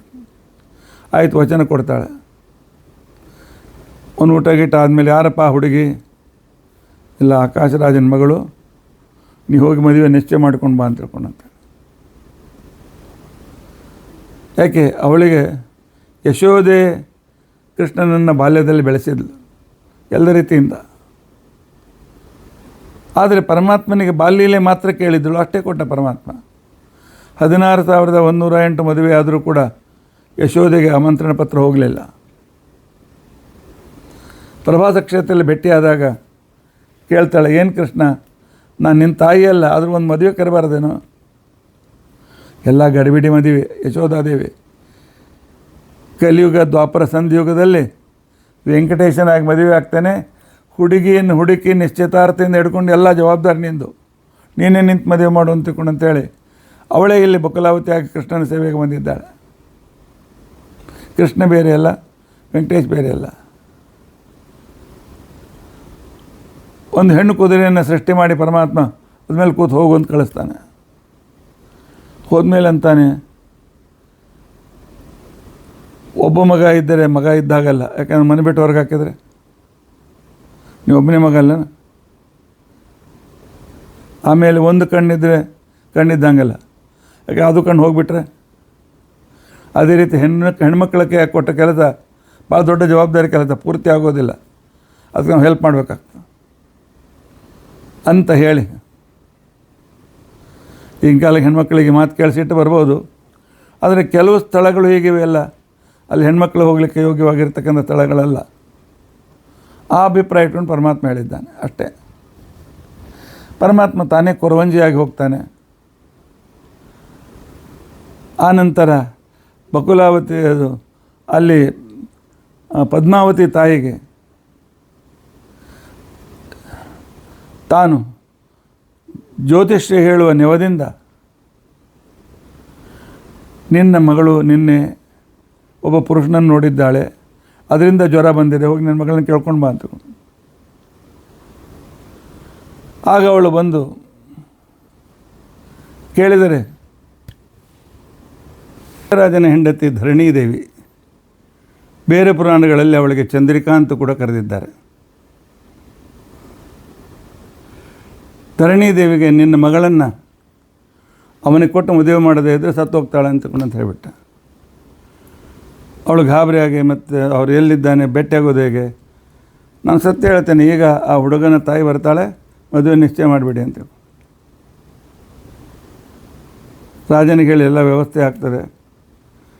ತಮ್ಮ ಪುರೋಹಿತರನ್ನು ಬೃಹಸ್ಪತ್ಯಾಚಾರ್ಯನ ಕರೆಸ್ತಾನೆ ಆಕಾಶ ರಾಜ. ಅವ್ರು ಹೇಳ್ತಾರೆ, ನಾ ಈ ದೇಶದಲ್ಲಿ ಹೆಚ್ಚು ತಿರುಗಾಡಿಲ್ಲ, ಗೊತ್ತಿಲ್ಲ, ಈ ದೇಶದ ವ್ಯವಹಾರ ಗೊತ್ತಿದ್ದರು ಶುಕಾಚಾರ್ಯರು, ಅವ್ರನ್ನ ಕರೆಸಿ ಅಂತ ಅಂತೇಳಿ ತೋಂಡಮಾನ ಹೋಗಿ ಶುಕಾಚಾರ್ಯನ ಕರ್ಕೊಂಡು ಬರ್ತಾನೆ. ಶುಕಾಚಾರ್ಯ ಸಂತೋಷದಿಂದ ಕುಣಿತಾರೆ. ಬಂದ ಕ್ಷಣಕ್ಕೇನೆ ಆಗ ಧರಣಿ ದೇವಿಗೆ ಆಶ್ಚರ್ಯವೂ ಆಶ್ಚರ್ಯ. ಕೆಳಗಿಳಿದ ಕ್ಷಣಕ್ಕೇನೆ ಅಲ್ಲಿ ರುದ್ರ ದೇವರ ಇದಕ್ಕೆ ಅಭಿಷೇಕಕ್ಕೆ ಬಂದಿರತಕ್ಕಂಥ ದಾಸಿಯರು ಅವಳನ್ನು ರಾಜನಿಗೆ ಡೈರೆಕ್ಟ್ ರಾಣಿ ಹತ್ರ ಕರ್ಕೊಂಡು ಹೋಗ್ತಾರೆ. ಅವಳು ಒಪ್ಕೊಳ್ತಾಳೆ, ಕೊಡ್ತೀನಿ ಅಂತ ಅಂತೇಳಿ. ಆದರೆ ಕೇಳ್ತಾಳೆ, ನಿಮ್ಮ ಹುಡುಗನ ಹೆಸರೇನು ಅಂತ ಅಂತೇಳಿ. ಕೃಷ್ಣ. ತಂದೆ ಹೆಸರು ವಸುದೇವ, ತಾಯಿ ಹೆಸರು ದೇವಕಿ. ಎಷ್ಟು ವರ್ಷದವನಿದ್ದಾನೆ, ವಯಸ್ಸೆಷ್ಟು? ಬಕುಲಾವತಿ ವಿಚಾರ ಮಾಡ್ತಾರೆ, ವಯಸ್ಸೆಷ್ಟೇ ಅಂತ ಹೇಳಿ. ಅಷ್ಟೊತ್ತಿಗೆ ಸಾವಿರಾರು ವರ್ಷ ಆಗೋಗಿದೆ. ಕೊನೆಗೆ ಹೇಳ್ತಾಳೆ 25. ಅರೆ 25 ಆದರೂ ಇನ್ನೂ ಮದುವೆ ಆಗಿಲ್ಲ, ಯಾಕಾಗಿಲ್ಲ? ಇಲ್ಲ, ಒಂದು ಮದುವೆ ಆಗ್ಯದ, ಮಕ್ಕಳಾಗಿಲ್ಲ. ಈಗ ಆಗಿನ ಕಾಲಕ್ಕೆ 25 ಅಂತಂದ್ರೆ ಅಷ್ಟೊತ್ತಿಗೆ 2 ಮಕ್ಕಳಾಗಿರ್ತಿದ್ದು, 5-6 ಮಕ್ಕಳು, 3-4 ಮಕ್ಕಳಾಗ್ತದೆ.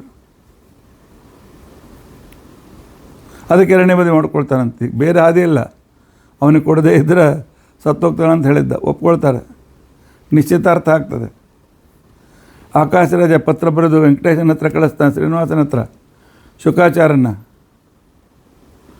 ಶುಕಾಚಾರ್ಯ ಪತ್ರ ನೋಡಿ ವೆಂಕಟೇಶ ಹೇಳ್ತಾನೆ, ಭಾಳ ಉಪಕಾರ ಮಾಡಿದ್ರೆ ಹಾಗೆ ಹೀಗೆ ಅಂತೆಲ್ಲ ನಾಟಕ ಮಾಡ್ತಾನೆ. ತಾನು ಆಕಾಶರಾಜನ ಪತ್ರ ಬರೀತಾನೆ, ಬಂದು ನಿನ್ನ ಮಗಳನ್ನು ಸ್ವೀಕಾರ ಮಾಡ್ತೀನಿ, ರಾಜ ನೀನು ಕೊಡೋದ್ರಲ್ಲಿ ಏನು ಜಿಪುಣತನ ತೋರಿಸೋದಿಲ್ಲ ಅಂತ ತಿಳಿದಿದ್ದೇನೆ ಅಂತ ಇಷ್ಟು ಬರೆದುಬಿಡ್ತಾನೆ. ಅಂದರೆ ಮುಂದೆ ವರದಕ್ಷಿಣೆಗೋಸ್ಕರ ಎಷ್ಟು ಆಸೆ ಇರ್ತದೆ ಅಂತ ಅನ್ನೋದನ್ನು ಪರಮಾತ್ಮ ತೋರಿಸ್ತಾ ಇದ್ದಾನೆ. ಆಯ್ತು, ಈ ಕಡೆ ಬಕುಲಾವತಿ ವಾಪಸ್ ಬರ್ತಾಳೆ. ಏನಮ್ಮ, ಏನಾಯ್ತು ನನ್ನ ಕೆಲಸ? ಹಣ್ಣೋ ಕಾಯೋ ಅಂತ ತಿಳ್ಕೊಂಡಂತಾಳೆ.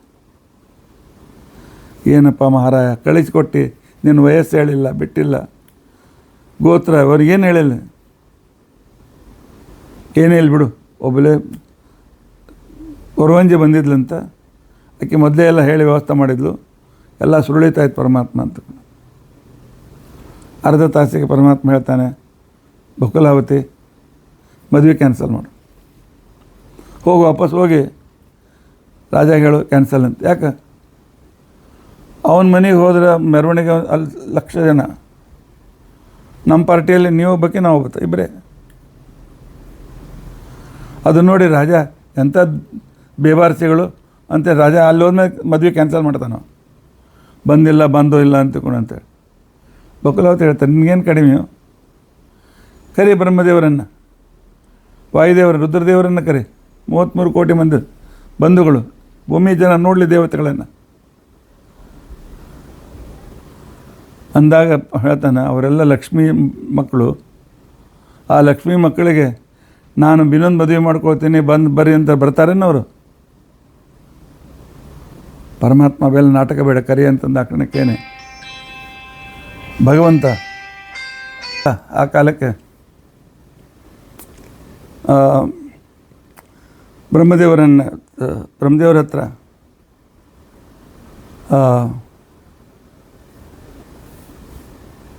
ಕಳಿಸ್ಕೊಡ್ತಾನೆ.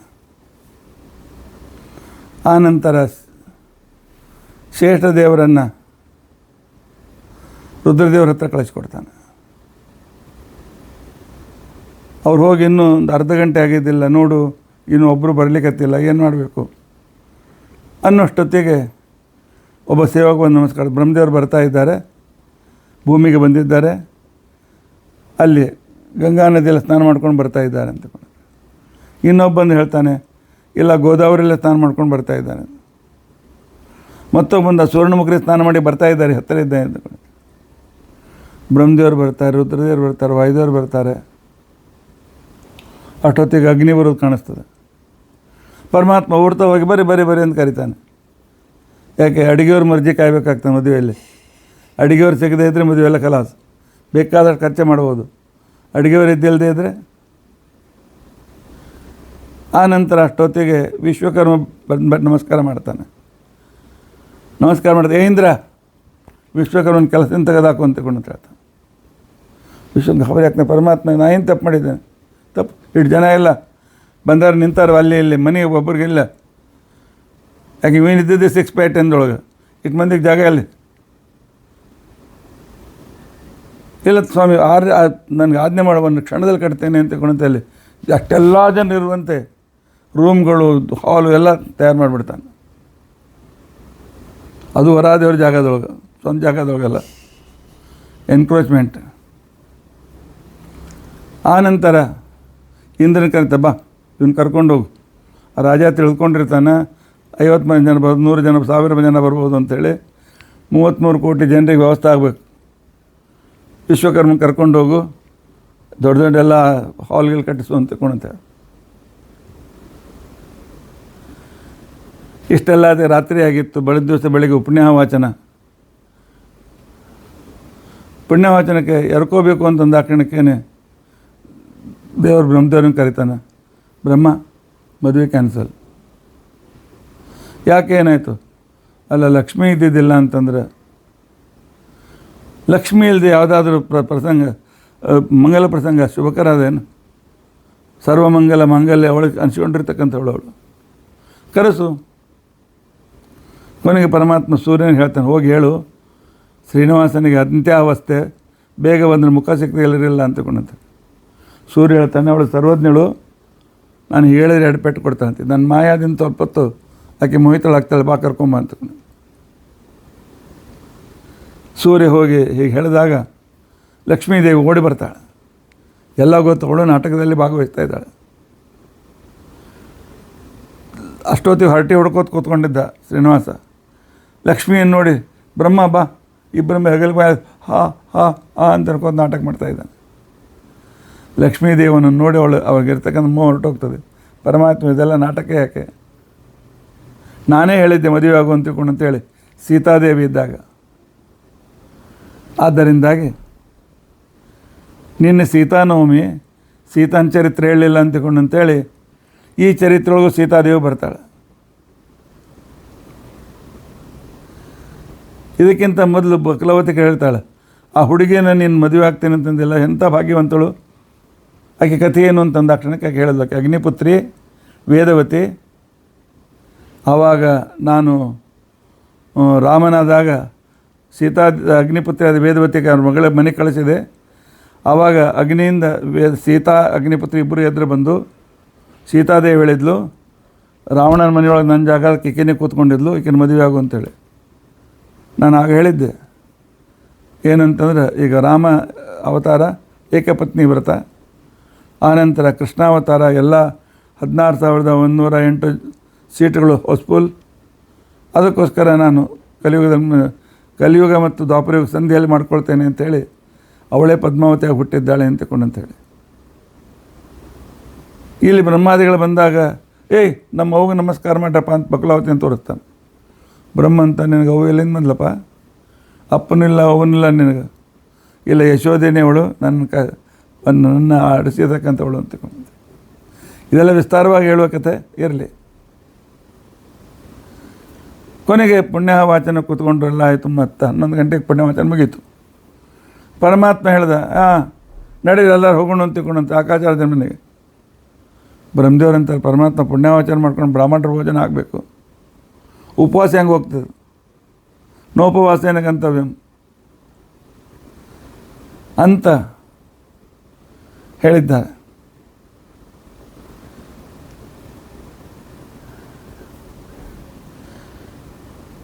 ಇಷ್ಟೆಲ್ಲ ಆದ ನಂತರ ಪರಮಾತ್ಮ ಕುಬೇರನಿಂದ ಸಾಲ ತೆಗೆದುಕೊಳ್ತಾನೆ.